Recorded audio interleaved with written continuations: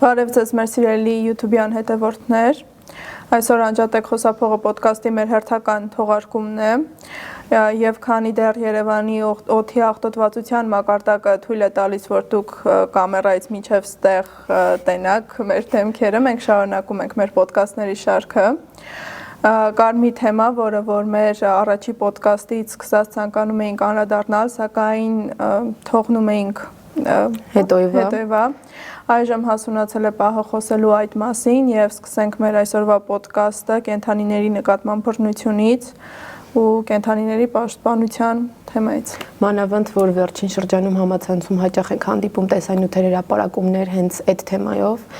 նույնիսկ մի քանի գործ է դատարան գնացել, մարդկանց մեղադրանք առաջադրվել կենդանիների նկատմամբ բիրտ ուժ կիրառելու մասով, հուլիսին տեղի ունեցավ մի դեպք, որը մինչև հիմա իմ ուղեղից դուրս չի գալիս, մի մարդ շանը, թափառական շանը կապել էր մեքենայից ու քաշ տալով մայրուղով երկար ճանապարհ էր անցել։ Եթե օրինակ պատահական անցորդներից հարակից ավտոմեքենաների, ուղևորները չնկատեին ու շուտ չարձագանքեին,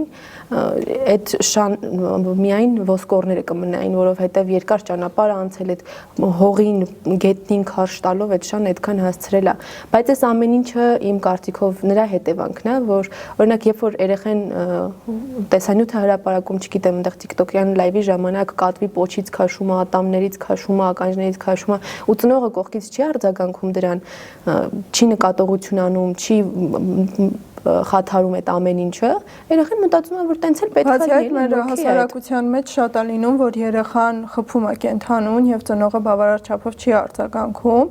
բայց փոխարենը երբ որ երեխան խփում է կենդանուն ու կենդանին ագրեսիվ է արձագանքում, ինչը որ բնական է, որովհետեւ կենդանի արարած է, այդ ժամանակ արդեն մեղադրում են կենդանուն, մեղադրում են կենդանու տիրոջը, բայց բացի այդ մի թեմա մի շրջանակ եմ ցանկանում անդրադառնալ, որ շատացել են հենց երեխաների բռնությունը կենդանիների նկատմամբ և ծնողները ու առհասարակ ժողովուրդը շատ քիչ են արձագանքում դրան, սակայն հետազոտությունները ցույց են տվել և եթե մենք ավելի խորքային նայենք հարցին, կտեսնենք, որ բոլոր սերիական մարդասպանները, բոլոր մանյակները, բոլոր են մարդիկ, ովքեր որ իրենց կյանքի զգալի հատվածը հետագայում անցկացնում են բանտում դաժան սպանությունների համար, նրանք իրենց երիտասարդական և երեխա եղած ժամանակ բռնություն են գործադրել կենդանիների նկատմամբ, չգիտեմ, սկսում են հերձել, տարբեր գործունեություն են սկսում ծավալել, որը որ էլի գալիս է ընտանիքում ոչ բավարար չափով նորմալ adekvat հարաբերություններից ու այդ ամեն ինչից ու եթե նկատում եք, որ ձեր երեխան, ձեր հարևանի երեխան ոչ նորմալ վարքագիծ է դրսևորում կենդանիների նկատմամբ, խնդրում եմ ուշադրություն դարձրել։ Ոչ մի շուն, որ հենց այնպես տեղը չի հարձակվի երեխայի կամ սովորական, կապ չունի մարդու վրա, եթե օրինակ այդ շանը ժամանակի ընթացքում ինչ որ ցավացրած չլինեն, ֆիզիկական ցավացրած չլինեն։ Օրինակ իմ հետ շատ այդպես դեպքեր տեղի ունենում, երբ որ ես շան հետ ման եմ գալիս, ինչ որ երեխա գալիս է, որ շանը սիրի, ծնողը ընդեղից վայ, մի կպի, մի արա, մի կկծի, այդ նորմալ ռեակցիա չի էլի ծնողի կողմից փոխանակ ծնողն այնց անի, որ երեխու ու կենդանու կապը ստեղծվի, որովհետև այդ շատ կարևոր է թե հոգեկան առողջության համար երեխեքի, թե առհասարակ երեխաների,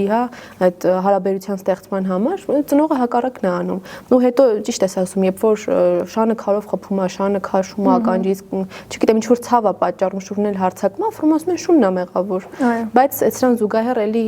մի փաստ արձանագրենք, որ թափառական շները էլի շատացել են քաղաքում ու չենք արդարացնում այն, որ օրինակ շները հարձակում են մարդկանց վրա, որովհետև իրանք էլ են կենդանի, իրանք էլ են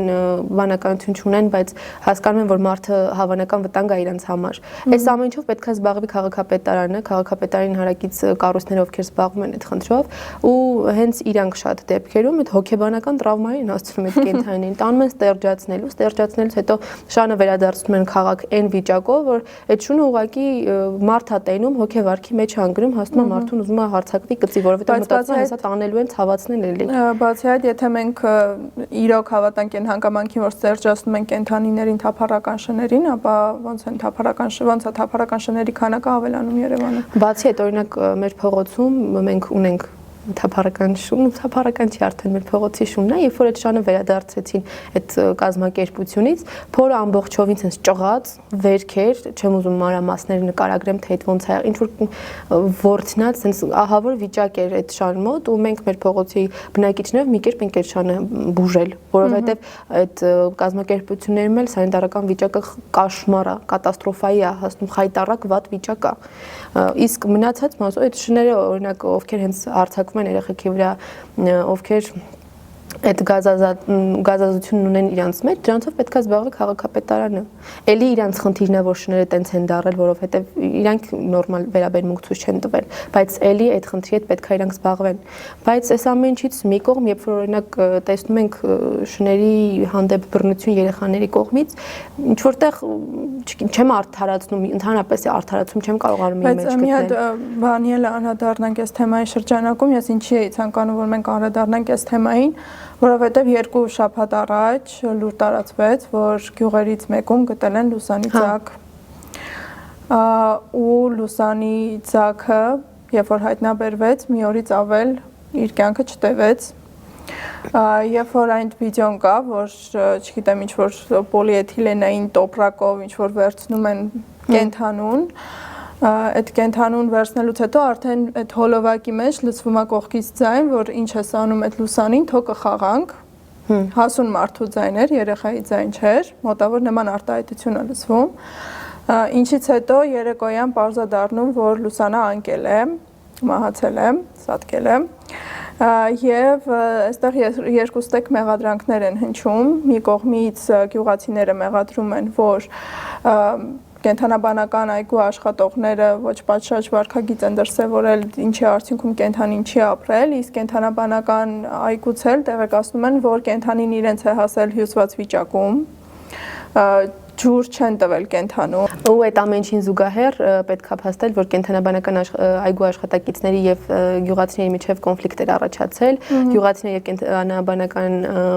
այգու աշխատակիցները ամեն մեկը տարբեր կարծիքի են։ Գյուղացիներն ասում են, որ ավելի լավ է լուսանը մնա բնությանը մոտիկ, այնտեղ իրան ավելի լավ կլինի, իսկ կենթանաբանական այգու աշխատակիցներն ասում են, որ լուսանը անօգնական վիճակում է գտնվում ու ինքը միայնակ չի կարողանա վերականգնվել բնության մեջ։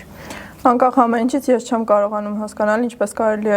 լուսանին ժամերով պահելու թեկուզ ջուր չտալ, որ ինքը նման հյուծված վիճակում հասնի կենթանաբանական այգի, ու այստեղ նայ մենք խոսեցինք լուսանի նկատմամբ վերաբերմունքից, մենք խոսեցինք, որ շներին են քարշ տալի մեքենաներից կապում եւ այլն, ու ես զուգահեռ եմ տանում ու ես չեմ պատկերացնում, որ այն մարդը, ով որ օրինակ շանը կապում է մեքենային ու քարշ է տալի, ինքը ոնց կարա սիրի իր հայրենիքը։ Կարող շատ պաթետիկ, պաթոսային ինչ որ ձև է հնչում, բայց երբ որ դու բանական էակի նկատմամբ տենց ես վարվում, ինչ թվում թե դու զուգահեռ իրականության մեջ սիրում ես քո հայրենիքը։ Դե զուգահեռ իրականության մեջ նոր դրա մասին եմ ուզում խոսել, որ շատ ցավոտ է, որ երբ որ երեխաները օրինակ այդ վերաբերմունքն են ցույց տալիս կենթանու նկատմամբ ծնողը չի արձագանքում, այստեղ երեխու տրամաբանության մեջ մի բան է գալիս, ուրեմն ես կարամ ցավացնեմ ցանկացած էակի, կապ չունի այդ կլինի մարդ կենթանի, ու մնացածի համար այդ նորմալ կլինի։ Ու հիմա մենք 2 օր առաջ թե 3 տեսանյութ տարածվեց շատ կատաստրոֆիկ բովանդակությամբ, որը նայելուց ուղղակի սարսափ է ապրում, թե երեխեքը ինչ դաժան կարան լինեն իրենց հասակակցի նկատմամբ։ Նու նախ հոգեբանները շատ են նշում, որ ամենադաժան տարիքը մարդկանց մոտ երեխաների այդ ժամանակահատվածն է, երեխա լինելու տարիքն է։ Բայց տեսանյութի երեխաները այդքան էլ երեխաներ չէին, մեջներ կային նույնիսկ չափահասներ 19, 18, 17 տարեկաններ, ու բռնություն են իրենք կիրառում իրանց համագյուղացու նկատմամբ։ Ու հերիք չի բռնություն են կիրառել, մի հատ էլ այդ բռնություն կիրառելու տեսանյութը բավարարչափով հրապարակվել է, տարածվել է, ու դրան զուգահեռ լրատվական միջոցներն էլ են տարածել, որտեղ որ երևում է երեխայի ինքնությունը պարզա երեխայի, բացի այդ օրինակ առավոտյան կարդացի, որ երեխայի ծնողը, տուժած երեխայի ծնողը ասել է, որ դե լավ մենք մի գյուղի մարդիկ ենք, մեր խնդիրները մենք կլուծենք, ինչի եք հանրային հնչեղություն տալիս։ Ինչպես կարելի է մեկնաբանել, սա ես չգիտեմ, նորմալ գիտենք, բայց կարծում ենք եթերին հարիր չի։ Նախ այդ երեխայի հոգեբանությունը ամբողջությամբ պղտորվել է, նախ մի կողմից, երբ որ նրան այդ վիճակում են գցել եւ երկրորդը երբ որ այդ վիճակում գցելուց հետո այդ ամեն ինչը տարածվել է ու մարդիկ արդեն իր մոտ ենթագիտակցորեն լինելու են զոհի կարգավիճակ է ինքն ունենալու։ Հա, որ բացի այդ էլ որտեղ ինքը հայտնվի, իրեն ճանաչելու են։ Թեկուզ չճանաչեն, իր մոտ ենթագիտակցորեն այդ միտքն է գալու ու ցանկացած վերաբերում ինքը վերագրելու է դրան։ Այստեղ տարօրինակ էր իր ծնողի արձագանքը, այսինքն քո երեխային գցում են այդ օրը ու դու ասում ես, որ մենք մի գյուղից ենք, մենք մեր խնդիրները ծնողի մոտ էլ կա զոհի հոգեբանություն։ Այստեղ երկու տարբերակ կա, կամ ծնողի նկատմամբ որևիցե թեկուզ հոգեբանական ճնշում ա կիրառվել։ Երեխից մեկի օրինակ ծնողը պաշտոնյա է։ Այո։ Այստեղ կարող է առաջանալ այն հանգամանքը, որ ծնողը վախեցել է կամ ծնողին վախեցրել են։ Ինչի արդյունքում որ ինքը եկել այն եզրահանգման, որ դա նորմալ է, մենք մեր գյուղում ենք գտնվում, մեր գյուղացիների հետ մեր հարցերը կլուծենք, բայց անկախ ամեն ինչից պետք է դպրոցներում շատացնել հոգեբանների քանակը, որպեսզի հոգեբանները կարողանան երեխաների հետ անհատական աշխատանք տանել, որովհետև այս ամեն ինչը ինչ իրավիճակում, որ մենք ապրում ենք ու այն բռնության քանակը, որը որ կա ու որը որ օրորի ավելանում է, շատ բացասական հետևանքների կարաբերի ապագայում։ Դե մենք մայիսին էլ ունեցանք չէ՞ դες դեպք, որ դպրոցներից մեկում հարկադրաբար երեխային թմրանոթ օգտագործել էին, տվել բարձր դա, ու մենք չունեցանք դրան պատշաճ արձագանք։ Մենք չգիտենք այդ գործի ինչ ընթացքի մեջ է, որտեղ հանրային հնչեղություն ինքը չստացավ, որովհետև այն մի կողմի ծնողները էլի գյուղում տարածքում հեղինակություն էին վայելում, իսկ այն մի երեխու մասին մենք էլ ոչ մի բան չիմացանք։ Մենք ուղղակի իմացանք, որ այդ երեխուն բռնության է ենթարկել, այդ երեխան բնականաբար ունի հոգեբանական արդեն խնդիրներ ու այդ հենց երեխեքն են, այդ մարդիկ են, որ հետագայում իրանք այն զոհի տեղ են միշտ դնելու կամ էլ հակառակը կամ իրանք կդառնան ագրեսոր։ Այո, ու սա շատ բացասական հետևանքների կբերի ապագայում, պետք է սրա դեմը առնել ժողովրդական լեզվով ասած ու հուսանք այս հարցը մի օր ինչ-որ լուծում կգտնի ու հոգեբանները կփրկեն իրավիճակը։ Քանի որ եթերի սկզբում շատ ուրախալի հա, փաստ արձանագրեցինք, որ մեզ դեռ եւս տեսնում են, դեռ երևում են, կարի խոսանք հրդեհների, օդի աղտոտվածության եւս հա վերջին շրջանում այս Արատի մասին։ Օրինակ ես միջև այստեղ հասնելը ճանապարհին նկատեցի, որ շատ ու շատ չէր երևում։ Բացի չէր երևում, շատ ու շատ մարդիկ դիմակներով էին, այդ մարդկանց դեմքերն էլ չէր երևում։ Օրինակ այդ վերջին անգամ այդ պատկերը կորոնայի շրջանում էի, տեսեք 5 տարի առաջ արդեն։ Ուղղակի այն ժամանակ շենքերը երևում էին, հիմա շենքերի մեծ մասն չի երևում, անավատ մի փոքր հեռավորությունից որ նայում ես։ Կասկադից որ նայում ես, Երևան ընդհանրապես օպերայի շենքը դաժե չի երևում։ Ու բացի այդ անտառային հրդեհները ավելի ահագնացրեցին իրավիճակը, որը որ կար, ու այստեղ մենք պետք է հիշենք մեր անցած Արու քաղաքապետին, մեր հերոսներից մեկին, մեր Արու քաղաքապետին Դիլիջանի, որ վառվող անտառների ֆոնին ծխախոտը ձեռքը խոսում, վառած ծխախոտը ձեռքը խոսում է։ Ձեր հրդեհը մեր ծխախոտին չի վիճակներ, մոտս։ Այո, սա ես չգիտեմ կրթության բացակայության արդյունքն է, տրամաբանության բացակայության արդյունքն է, մարդկանց վրա թքած ունենալու արդյունքն է, չգիտեմ հետաքրքիր, ասենց վառ անհատականություն է, որ առանց իր արդեն անհնար է։ Ինչ որ ծիծաղալի իրավիճակ է, որ ամեն ինչը կլիներ ծիծաղալի, եթե այսքան աղետալի չլիներ։ Հա, իր մասով, հա, բայց այս ամեն ինչը մենակ այդ հրդեհների պատճառով չի։ Այս ամեն ինչը այդքան քաղաքապետարանի տպած շինթույլտվությունների արդյունքն էլ է, որովհետև ցանկացած վարչական շրջանում ոնց պատտվես կապ չունի ինքը ծայրամասը, ինքը կենտրոն շինարարություններ է տեղի ունենում։ Նա շինարարությունը ինքնին լավ բան է։ Բայց երբ որ կառավարությունը օգտագործում է շինարարությունը զուտ-հնան ավելացնելու համար, մի քիչ նորմալ չի, որովհետև մենք տնտեսապես ունենում ենք աճ, որը որ իրապես արտացոլված չի, բայց բացի այդ էլ, եթե մենք խոսենք հենց էկոլոգիական տեսանկյունից, կա շինարարություն ու կա շինարարություն, եթե շինարարությունը արվում է փակ միջավայրում, որը որ նախատեսված է ամբողջ աշխարհում, դա նորմալ է, իսկ երբ որ շինարարությունը բաց է կատարվում, այսինքն ոչ մի ծածկող միջոց չկա կամ այդ ծածկող միջոցները ֆորմալ բնույթ են կրում, որը ոչ մի ազդեցություն, այդ պաշտպանողական ազդեցություն չի կրում, այդ ամբողջ հողը, օդը տանում է ու տարածվում է ամբողջ Երևանով մեկ։ Ինչը որ պետք է քաղաքապետարանի խնդիրն է։ Բայց հիմա ստեղ մի հատ հարց էլ կա, օրինակ քաղաքապետարանը շինթույլտվություն տալիս է, բայց բնակության ակտը չի հաստատվում վերջում։ Մենք ունենում ենք պատրաստի շենք, որ փաստացի գնորդը չի կարող գնել այդ տան մեջ ապրի։ Ու մենք այտենց բազմաթիվ դատական գործեր ունենք հիմա, որ մարդիկ 5 տարի, 10 տարի առաջ տունը առել են, արդեն շինարարությունը վերջացել է, այն որ արդեն ռեմոնտն են իրենք ուզում սկսել, չի տալիս բնակության ակտ։ Բայց բացի այդ, եթե մենք օրինակ նայենք Չինաստանի օրինակը, Չինաստանում անընդհատ բազմաբնակարան շենքեր էին կառուցում, ինչը որ իրենց տնտեսության հետ հիմնական զարգացվածությունը ապահովող ճյուղերից մեկն էր հանդիսանում ու հիմա ուղղակիորեն Չինաստանը բախվել է մի իրավիճակի, որ սարքած պատրաստի շենքը իրանք քանդում են, որովհետև տնտեսապես իրենց ձեռ չի տալի ու մարդիկ չեն կարողանում բերել, որպեսզի այդտեղ ապրեն։ Գիտես ինչ է լինելու վերջում։ Իրանք սարքելու են այնքան տներ, ինչ բնակչություն շատ։ Իսկ ամեն մի տանը պետք է ամեն մի ընտանիքին 2-3 տուն են իրանք սարքում արդեն։ Մենք հասնելու ենք այն վիճակին, որ չի վաճառվելու այդ բնակարանները։ Հա հիմա եկամտահարկի վերադարձն մարզի կա հələ դա ինչ որ չափով վաճառվում է, բայց անցնի 2-3 տարի մենք դրա լուրջ խնդիր ենք ունենալու։ Բացի այդ այն ենթակառուցվածքները, որը որ նախատեսված է եղել Երևան քաղաքի համար, նախատեսված չի եղել այսքան բազմաբնակարան շենքերի համար, ինչի արդյունքում որ մենք ունենում ենք իրավիճակ, որ անձրևագալի Երևանը հեղեղվում է, ինչի արդյունքում ունենում ենք վիճակ, որ ռոռոկման ջուրը չի հասնում մարդկանց, չի հերիքում ու նույնը էլեկտրաէներգիան ունենում ենք անընդհատ անջատումներ, ունենում ենք իրավիճակ, որ օրերով մարդիկ ջուր չեն ունենում կամ ունենում ենք իրավիճակ, երբ որ ժամով է լինում մարդկանց համար ջուրը, ինչը որ քաղաքակիրթ աշխարհում 21-րդ դարի ինձ թվում է ուղղակիորեն ծիծաղելի է, որ դու պետք է քո չգիտեմ ջուր հավաքես, որ տարական քո ձեռքերը կարողանաս լվալ։ Բայց այս ամեն ինչը հա, այդ շատ մեծ խնդիր է, բայց էլի չմոռանանք, որ առողջապահությանն էլ է վնաս հասցնում, մարդկանց առողջությանն է վնաս հասցնում։ Օրինակ, երբ որ մենք խոսում ենք սովետաշինի հրդեհների մասին, մենք այդ թեմայի մեջ շեշտեցինք, որ տարածքում կան բազմաթիվ հիվանդանոցներ, առողջապահական հաստատություններ, կան մարդիկ, ովքեր ունեն սուր շնչառական խնդիրներ ու այդ բնականաբար աղետ է։ Հիմա եթե նայում ենք այս ծուխը պլյուս փոշին ու նայում ենք թե օրինակ շնչառական խնդիրներով մարդկանց թիվը ինչքան է ավելացել, նայում ենք երեխաների շրջանում թոքային անբավարարությունը, այդ ամեն ինչը ինչքան է շատացել, չեմ ասում քաղցկեղը ինչքան է շատացել, մենք հասկանում ենք, որ մենք մաքուր օդ չունենք շնչելու։ Այո։ Թվում է թե պետք է Հայաստանում ավելի, Երևանում ավելի լավ վիճակ լիներ, քան օրինակ Չինաստանի հետ համեմատած, որ օրինակ չգիտեմ Չինաստանը ինչի հաշվին է օդը աղտոտված, որովհետև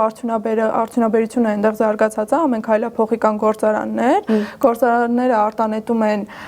վատ օդ, նյութեր, որը որ ազդում է օդի վրա ու դա բերում է օդի աղտոտվածության մակարդակի։ Իրանք էլ օրինակ բանը լուծումը գտել են, ասում են եկեք էլեկտրական մեքենաներ մենակ քշենք, հա էլեկտրականի համար կարմիր գիծը անվճար է, սրանց համար օրինակ 100 քանի հազար։ Իրանց կարծիքով մենակ մեքենաներ էլեկտրական սարքելով այդ արդեն ինչ որ բան է փոխում։ Անցած տարի էլեկտրական մեքենաների քանակը ավելի քիչ էր, քան այս տարի, բայց օդի աղտոտվածությունը ավելի ցածր էր անցած տարի, քան մենք ունենք այս տարի։ Ու այսինքն էլեկտրական մեքենաները այստեղ խնդիր չեն լուծում։ Ու բացի այդ, եթե տարիներ շարունակ ասում էին, որ չգիտեմ, ընդերքի օգտագործման արդյունքում է, որ օդը որոշակի չափով աղտոտվում է, ու այն ժամանակվա էկոակտիվիստները, ովքեր որ չգիտեմ, 18 թվականից այսքան ոչ մի ձայն չեն հանում, իրենք նշում էին, որ օդի աղտոտվածությունը հենց ընդերք օգտագործման արդյունքում է լինում, այժմ մենք ունենք իրավիճակ, որ հանքարդյունաբերությունը գնալով նվազում է ու հենց օրինակ, չգիտեմ, սոտքի հանքարդյունաբերությունը, որը որ կար սոտքում, համարյա նվազագույնի է հասցվելու, եթե առաջ սոտքի հանքավայրը հանդիսանում էր 1000 խոշոր հարկատուների թվում առաջի տասնյակում, հիմա ուղղակի այդ ցանկում չկա, այսինքն սոտքի հանքավայրը չի օգտագործվում, քիչ քանակությամբ է օգտագործվում ու մնացած հանքերի հանքարդյունաբերության քանակն էլ է նվազել, օգտագործման քանակն էլ է նվազել, բայց հակառակ պատկերն ենք մենք ունենում։ Ինձ հետաքրքիր ուր են մինչև 2018 թվական իրենց բնապահպան հռչակած բնապահպանները։ Հա։ Ինչի չկան, երբ որ խնդիրը արդեն հասել այն մակարդակին, որ մարդկանց առողջությանն է վնաս հասցվում, որ քաղաքին, էկոլոգիային, ամեն ինչին վնաս է հասցվում, ուր են բնապահպանները։ Չկան։ Իրանք կային այն ժամանակ, երբ որ քննարկվում էր սոտքի հանքավայրի սոտք չէ, բան ջերմուկի հանքավայրի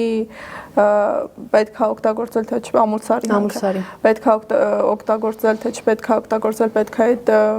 բիզնես իդեան ու այդ հանքարդյունաբերության այդ իդեան չեղարկել թե ոչ ու Հայաստանը մտցնել տարբեր դատարաններ, որովհետև պարտավորությունների չեղարկում էր լինելու Հայաստանի կողմից, այդ ժամանակ իրանք կային, բայց հետո արդեն իրանց ներսից էլ մարդիկ կային, ովքեր որ ասում էին պետք է հանքը շահագործվի, ամուլսարի հանքը ու այժմ չգիտենք ինչ իրավիճակ։ Դա հիմա իրանք կարող է վախ ունեն, որ իրանք էլ խոսան, իրանք էլ դառնան քաղբանտարկյալ, քաղաքալացյալ։ Չգիտեմ, մարդկանց կարելի է հասկանալ, որովհետև նենց իրականության մեջ են ապրում, որ մարդը ազատ կարծիք արտահայտելու իրավունք չունի, որ մարդը գրական բառ օգտագործելու համար եթերում ուղղակի դառնում է բանտարկյալ, քաղաքալացյալ։ Մենք բացառիկ պատմական ժամանակահատվածում ենք ապրում, քանի որ Հայաստանի պատմության մեջ մենք ունեցանք կին քաղբանտարկյալ Լիդիա Մանթաշյանը, կալանքը փոխարինվել է արդեն բաց ռեժիմով, այնտեղ սահմանափակումներ կան իհարկե, բայց մեկը Լիդիան համարվում է քաղբանտարկյալ, Լիդիան առաջին եւ միակ կին քաղբանտարկյալն է, ում նկատմամբ ամենադաժան, ամենախիստ պատժամիջոցներն են կիրառվել, իր այդ տեսակցության իրավունք չի տրվել։ Օրինակ Բագրատ Սրբազանի հետ հանդիպում, եթե նայում ենք իրանց առաջադրած հոդվածին, դրամաբանորեն ստացվում է այնպես, որ Բագրատ Սրբազանն չէ, ամենատենց իրանց, չգիտեմ, առաջադեմ կերպարը, բայց ամենախիստ պատժամիջոցը Լիդիայի նկատմամբ է կիրառվել։ Սա եւս այդ դատական համակարգի այն բանն է, որ իրանք ցավացնում են այն ամենաթույլ կետերից։ Բացի այդ, Հայաստանը կարևորվում էր նաև աշխարհում նրանով, որ Հայաստանում բացարձակ կնամեծարություն կար ու ներկայումս Լիդիայի բանտարկությամբ էլ շատ բան է երևում, թե ինչ է փոխվել արժեհամակարգի մեջ մեր հայ ժողովրդի, ինչը որ ցավով պետք է նշենք, որ շատ վատ է։ Բացի այդ, Լիդիային քաղբանտարկյալ սարքելով ցանկանում էին ցույց տալ, որ կանայք էլ երաշխավորված չեն խոսքի ազատության կիրառման դեպքում բանտարկության ենթարկվելուց։ Բացի այդ ամեն ինչից խոսելուց պետք է նաև մի բան փաստենք, որ այդ նույն գործով անցնող Տիգրան Գալստյանը, ով բանտարկվել է ֆիզիկապես առողջ կարգավիճակում, հիմա տեսնում ենք մի պատկեր, որ Տիգրանը հենաշարժողական խնդիր ունի, առողջական բազում խնդիրներ ունի, ու այս ամեն ինչը մեր քրեական, դատական այդ համակարգի բարձի թողի վիճակից է խոսում։ Ասում են, որ կա խոսքի ազատություն, բայց մենակ ասելով չի, ու մենք ունեցանք նաև իրավիճակ, երբ որ սահմանադրական ճանապարհով ընդդիմությունը փորձում էր իմպիչմենթի հասնել եւ Նիկոլ Փաշինյանին զրկել իշխանությունից ու այն մարդը, ում որ միասնական ընդդիմությունը առաջադրել էր որպես վարչապետի թեկնածու Դավիթ Համբարձումյանին ուղղակիորեն կալանավորեցին։ Բայց իրանց ժամանակ իրանց դարաշրջանում, այսպես ասած, քաղբանտարկյալ դառնալը դա մեծ պատիվ է շատերի համար։ Այո։ Այդ նորմալ է, երբ որ իրանք քեզ չեն ընդունում, նորմալ կլներ, երբ որ իրանք քեզ ընդունեին արդեն։ Բացի այդ, արի մի թեմայի էլ անդրադառնանք։ Այժմ մի քանի օր առաջ ազգային ժողովում բյուջեի քննարկումներ 2026 թվականի եւ ֆինանսների նախարար Վահե Հովհաննիսյանը խոսում էր այն մասին, որ նախկինները այդ տեղյակներ էին սարքում, իսկ մեր համար մեր տեղյակները մեր նոր սարքած դպրոցներն ու մանկապարտեզներն են։ Հիշեցնենք, որ 4-ամյա ծրագիր կար, ըստ որի մինչև 2026 թվականը պետք է Հայաստանում վերանորոգեին կամ բացեին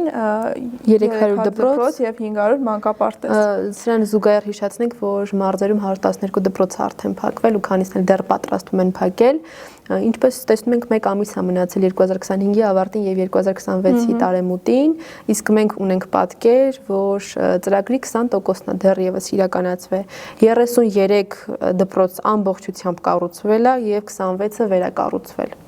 Ընդհանուր առմամբ 60 դպրոցում ինչ-որ փոփոխություն կար եղել, այսինքն կամ հիմնադրվել է կամ էլ նորոգվել է, բայց 300-ից 60-ը 5 անգամ քիչ է։ Այսինքն թերակատարում է այստեղ գնում ու չգիտեմ թե ինչ հաշվարկով են նրանք այս թվերը գրել կամ իրենց այդ սարքած դպրոցների աստիճանով քայլում, այս աստիճանը ոտի տակ փշրվում է։ Հիշում ենք, որ վարչապետը գնացել էր ընդ դուշը, չէ՞, կախիչները պոկում էր, դուշը բացում էր, ջուրեր բացում։ Հա, իրանք խնդիրների վրա ծիծաղում են, որ չթողեն այդ ամեն ինչը ժողովրդին։ Իրանք են իրենց խնդիրները ցույց տալի, որ ասեն, տեսեք, մենք կատարյալ չենք, բայց մենք Սարքեք, այդքան բյուջե է տրամադրվել, այդքան ամեն ինչ, ընդամենը 1 ամիս է մնացել, չեմ կարծում նրանք 1 ամսում 80%։ 1 ամիս չէ, մինչև մյուս տարվա ավարտ պիտի կառուցեն։ Մինչև 26-ի տարի մի ամիս է մնացել, մի տարում այդքան 80% դպրոցը կարողանան կառուցել։ 4 տարում չկարողացան այդքանը կառուցել կամ վերանորոգել, ինչի թվում թե տրամաբանականը որ ժամանակահատվածում կկարողանան։ Դե իրենց համար բան է, իրենք ամեն ինչ կենտրոնացնում են Երևանում, չէ՞ հիմա։ Երևան։ Մենակ համալսարաններն են տանում Երևանից մի փոքր հեռու, ակադեմիական քաղաքին իբր կառուցում։ Նա ասում են որ տանում։ Այն էլ ասում են, հա, իբր 27 թվի վերջել, մինչև այդ պետք է արդեն պատրաստ լիներ, թե 27 թվի կես։ Մարզերում փակվում են դպրոցներ, մանկապարտեզներ, ասենք գյուղից պետքա գնաս մի 5 գյուղ են կողմ, որ երեխուն տանես մանկապարտեզ, տանես դպրոց, ասում ես լավ, դե այդքան էլ հիմա երեխուն առավոտ շուտ տանեմ, մրսի, այդ ճանապարհները սառած, այդ ոլորանները սենց։ Փոխարենը ծնողը նախընտրում է չաշխատել։ Մնատունը մանկապարտեզի տարիքի երեխուն պահի, ասի ոչինչ, լավ, դպրոցն էլ հետո մի կերպ զորով շարով տենց երեխուն կհասցնեմ։ Ինչը բացասական է ազդում համընտանիքի վրա, որովհետև գումարը չի բավարարում։ Հա, բայց ես մի հատ երկրորդ տեսանկյունից է տնտեսության համար շատ շոկային բան ասեմ քեզ, պետական մանկապարտեզներն են վճարովին ու կարող այնտեղ փոքր ինչ որ 10-12 հազար, բայց դե շատերի համար դա էլ է խնդիր, բնականաբար, չէ։ Շատ մի հատ կատաստրոֆիկ պատմություն պատմեմ, Արմավիրի գյուղերից մեկ, մնացած գյուղերը մեկ գիտեն, որ նույն պատկերն է։ Օրինակ դայակն ասում է, ես այդ երեխա կեղտոտեց, շորը թափեց, ես չեմ մաքրելու, արի մաքրի դու։ Պատկերացնում ես, երեխան մանկապարտեզում է, մի 5 գյուղ են կողմ, զանգում են ծնողին, ասում են, գիտես ինչ, երեխեդ օրինակ չգիտեմ, ճաշիկ է թափել, վերնարի շորը փոխի գնա։ Հա։ Իրանք պետական ինքը մանկապարտեզ է համարվում, պետական վճար ես տալիս, հարկ ես տալիս, աշխատողի փող ես տալիս դու, բայց մեկը քեզ զանգելու են, ասեն արի երեխուդ շորերը փոխի։ Եվ այսօրվա մեր ոդկասթի ավարտին արի մի հատ հավերժական թեմայի անդրադառնանք։ Ոչ։ Չէ։ Այսօր այդ օրը չի։ Չէ, այդ օրը չէր տղեկի համար։ Մի քիչ լավ որ ստացվեց։ Որո՞մ մեջ։ Ստեղ ուղղակի երևի 1-2 նախադասությամբ անդրադառնանք թեմային, նշելով որ ես եկել եմ ամենայն դեպս այն համոզման, որ ինչքան էլ գլխավոր մարզիչ փոխվի, խնդիրը մարզչի մեջ չի այնքան, որքան համակարգի մեջ է։ Հոգեբանորեն կոտրված համակարգը, հա, Մելիք Բեկյանի համակարգը չի կարա ունենա հոգեպես առողջ թիմ։ Որովհետև երբ որ դու նայում ես քո ղեկավարը այս մարդն է, դեմքին նայում ես արդեն լացդ գալիս է, դու ինչ պետք է խաղաս։ Բացի այդ, եթե խնդիրը լիներ մարզչի մեջ, այսքան մարզիչ փոխվեց։ Ինչ որ մի բան պետքա փոխվեր թիմում։ Եթե թիմում ինչ որ մի բան չի փոխվում, ուրեմն ընդհանուր համակարգի մեջ է խնդիրը։ Իսկ համակարգային լուծում կարող է լինել միայն Մելիք Բեկյանի հրաժարականով։ Սա իմ անձնական կարծիքն է։ Ոչ միայն քո, բոլորի։ Ասենք հիմա դու պատկերացնում ես այդ ֆուտբոլիստների հոգեբանական վիճակը 9-1-ից հետո։ Չեմ ասում մնացածը հենց մի կողմ, այդ 9-1-ից հետո դու ասենք գնում են տուն, իրանք այդ օրը իրիկուն ինչ մտքերով են քնում։ Ես օրինակ պատկերացնում եմ ինձ իրենց վիճակում, որ ուր գնալու են այդ թեման է, չէ՞, շրջանառվելու։ Գնան ինչ որ հաց ուտելու, մեկը մոտիկանալու, ավայ տեսնենք ձեր խա, ինչ խաղ եք տեսել։ 9-1-ն շատ իրանք հիմա հոգեպես կոտրված են ու այդ հոգեպես կոտրված վիճակից նորից մի հատ թիմ ստեղծել, նորից իրանց բերել շողուլի, այդ շատ դժվար է լինելու։ Այո։ Այդուհանդերձ այս տարի ավարտվեցին մեր ֆուտբոլի հավաքականի խաղերը, մաղթենք հաղթական 2026 թվական, միգուցե ինչ-որ մի բան փոխվի։ Մելիք Բեկյանի փոխվելով կարող է փոխվի։ Եթե մնա այս նույնը ոնց որ կա, հա, Եղիշեն կարող է փորձում է, բայց չի ստացվելու, որովհետև իրանք էլ իրանց մեջ հասկանում են, որ իրականում վերևից է խնդիրը։ Այո։ Գլխից է փտել ամեն ինչ, էլի։ Պետքա գլխատել մի հատ նորից այդ համակարգը, նորից բերել այդ ամեն ինչը սիրուն կառուցել, հետ բերել սա ինչ ունեինք միջև գոնե այդ, ու հետո նոր արդեն քայլ գնալ դեպի առաջ։ Այո։ Այսքանով այսօր ավարտենք մեր Անջատեք խոսափողը ոդկասթի հերթական հաղորդումը։ Ավանդույթի համաձայն կարող եք մեզ հարցեր գրել, մենք անդրադառնանք հարցերին, մենք կարդում ենք ձեր մեկնաբանությունները եւ ուրախանում, երբեմն ծիծաղում, երբեմն շփոթում, չենք ջղայնանում։ Չենք էլ ջղայնանա։ Մնացեք մեր հետ։ Հաջողություն։